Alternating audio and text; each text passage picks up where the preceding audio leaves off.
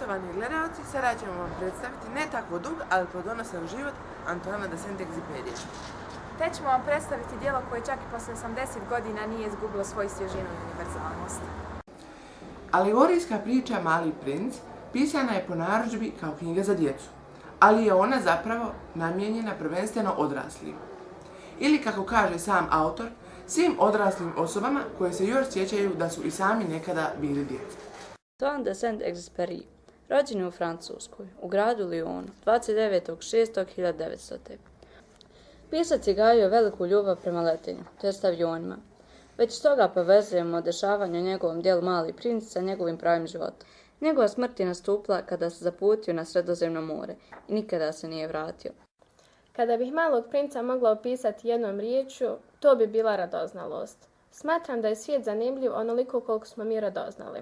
Pored radoznalosti izdvojila bih borbu i nedostajanje.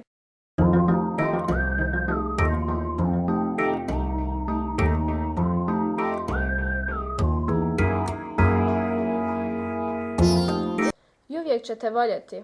Ne, reče ruža. I onog dana ću ventu i onda će prestati da mi se dive. Baš čudno, reče Mali princ. Da si ti moja ruža, ja bih te volio i tada. Ovaj dijalog dokazuje ljubav Malog princa prema ruži. Ljubav je kad te neko prihvati takvu kakav jesi i ne želite mijenjati. To je kada i sam pogled na voljenu osobu izmami osmijeh. Lik Malog princa predstavlja jednostavnost i iskrenost. Međutim, iako je iskren i naivan kao dijete, a ljudi to uvijek iskorištavaju. Sve te greške su ga nečemu naučile i učinile mudrijim. Spoznao je da ljepota nije samo ono što je očima lijepo. To je zapravo nešto unutrašnje što daje smisao svemu. Ponekad u našem svijetu sudbina nadjača ljubav, ali Mali princ nam pokazuje da je ljubav čak važnija od smrti. Ljubav pobjeđuje sve jer ona čini čuda. Ovo djelo nas uči da je bitno imati pravu ljubav i pravog prijatelja. Sve ostalo je prolazno. Iz duhovne pustinje tog svijeta Mali princ se spušta na zemlju, gdje tobože slučajno pada u stvarnu pustinju Sahar. Tu, na toj zemlji, bez ljudi, on malo po malo spoznaje da su rad, prijateljstvo i ljubav vrijednosti bez kojih čovjek ne može živjeti.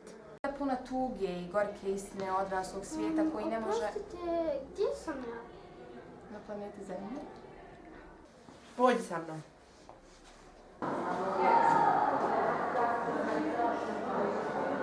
Možete mi nacrtati ovcu?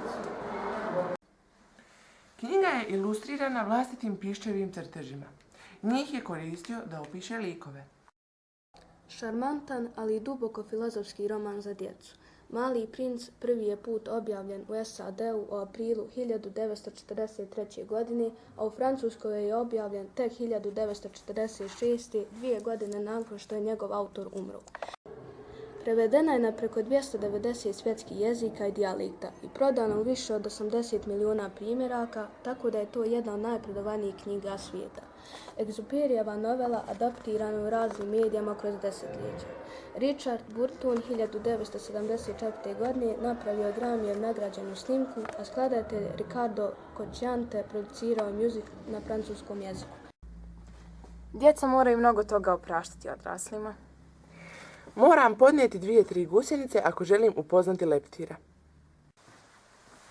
Uobraženi ljudi uvijek čuju samo pohvale. Samo djeca znaju što traži.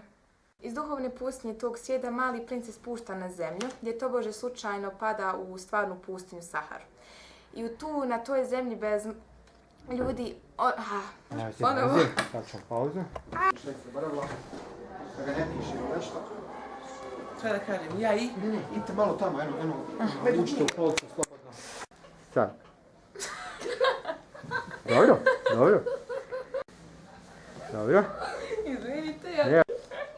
Ajmo ovako, 3, 2, 1. Eto, mene bi.